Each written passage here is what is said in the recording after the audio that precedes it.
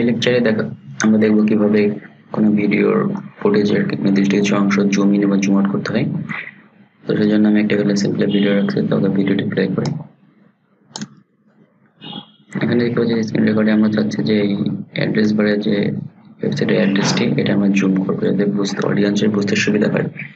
তো সেই জন্য আমরা জাস্ট এখানে প্লে করব, এখান থেকে জুম করব। ওকে, দেন অ্যানিমেশনে ক্লিক করার পর এখানে দেখতে পাচ্ছি জুম এন্ড প্যান।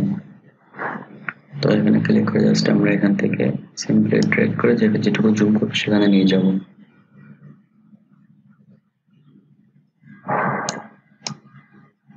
ওকে, দেন যেটুকু রাখতে চাবো যে ভিডিওটুকু চাবো তখন আমরা ভিডিওটি প্লেস করে পজ প্লে করে অথবা এখান থেকে টেনে নিয়ে এখন এখান থেকে এটা করতে পারি,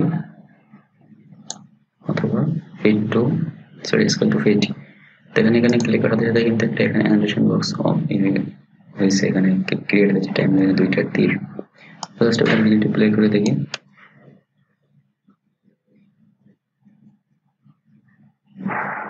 তো এই জুম ইন জুম আউট নিয়ন্ত্রণ করার জন্য দ্রুত গতি, এখানে আমরা ক্লিক করে যদি এখানে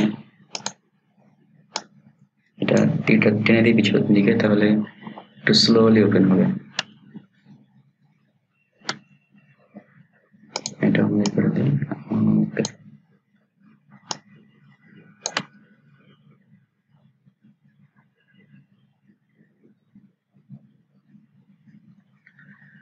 আমরা যদি চাই যে আবার আমরা মাঝখানে এখানে জুম করবো, ওকে সেই একইভাবে এখানে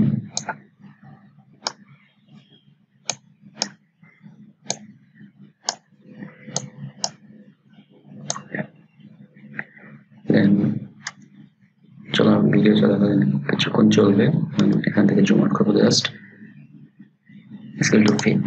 ওকে, ডান। দেন প্লে করি।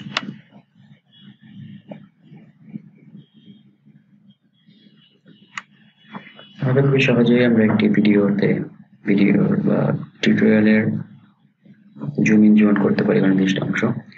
আর একটা প্র্যাকটিস দেখবো, একটা ভিডিওর উপরে যদি কোনো ভিডিও বা সং বা ভিডিও কোনো কিছু নাটক যেগুলো হোক না কেন যদি এডিট করতে চান সেগুলো জুম ইন জুম আউটের প্রয়োজন হয় অনেক সময়। তো এই জন্য ওটা দেখবো, তো এটা জাস্ট ডিলিট করে দিই। ওকে, দেন ভিডিওতে, তো এই ভিডিওতে আমরা জুম ইন জুম আউট করবো। আমরা এখান থেকে জুম ইন করবো। ওকে, তো একই কাজ and animation with zoom in.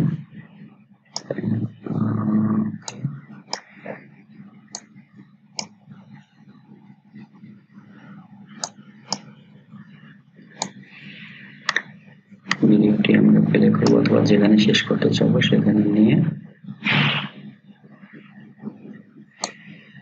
Press করব। ওকে, দেন এটা আমরা একটু টেনে দিতে স্লোলি কাজ করেন। এটা টানা দেওয়ার কারণ হলো আপনার পার্থক্যটা দেখায়। ধরুন এটুকু ছোট আছে বা তীরটুকু এমন, দেন এখান থেকে জুম করার পরে খুবই ফাস্টটা জুম আউট হয়ে যাবে। দেন এটা যদি আমরা ক্লিক করে বড় করে দিই এটা খুবই স্লোলি জুম আউট হবে ওখান থেকে। আমরা ফার্স্ট থেকে একটু ভিডিও দেখুন, দেন এখানে গেলে স্লোলি জুম আউট হয়ে যাবে।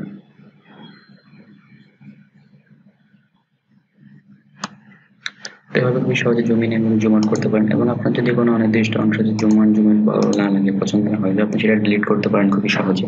সেই জন্য কার্সারটা নিয়ে যাবেন আপনার সেই অংশের জুম ইন বা জুম আউটের যেটা অংশ নিয়ে যেয়ে আপনার কিবোর্ড থেকে ডিলিট হয়ে যাবে। আশা করি বুঝতে পেরেছেন কিভাবে খুবই সহজে জুম ইন এবং জুম আউট করবেন কোনো ফুটেজে।